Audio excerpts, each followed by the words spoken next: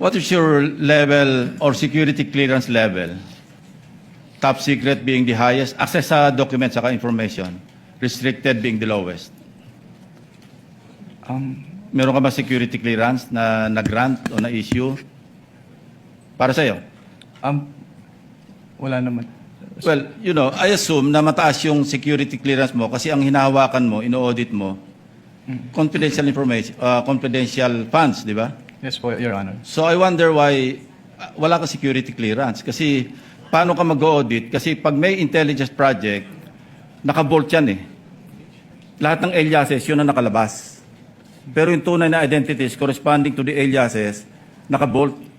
Pag declassified na, terminated na yung program, yung activity o yung project, intelligence project, pwede na ilabas yun kasi declassified na yun. So kung wala kang security clearance, paano ma-access? Yung tulad na sinabi ni Senator Subiri, quarterly, nagpapadala sa Senate President, Speaker of the House, ng intelligence and confidence. Paano ginastos? Kasi may oversight powers kami, di ba? So paano ka makakapag-audit properly kung hindi mo alam yung nature ng intelligence project or operation? Kaya kanina tinatanong ko, yung bang evidence of success per activity, ano ba, after surveillance report. And mind you, you cannot call it successful kung negative yung surveillance. Wala nakita eh, pero gumastos ng pera yon. So would you consider that another topic as a success or evidence of success, maski negative yung resulta ng intelligence information gathering, operation or activity, or yung after surveillance report? So kung walang result, negative, ano yun, hindi successful? Hindi pwedeng i-clear?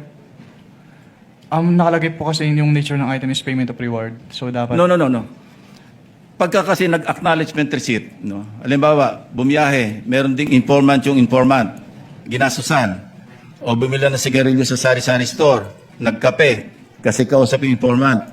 Wala ka makikitang... Oh, thank you, Mr. President. Kindly wind up, Senator Lacson. Pati ako nabitin eh. You may just respond na lang. We'll wait for your answer. Ay, sorry po. pwedeng pa ulit.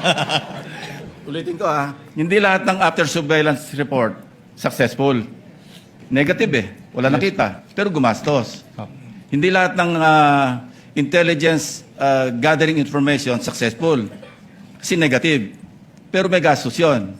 How would you classify that? Evidence of success ba yun o hindi?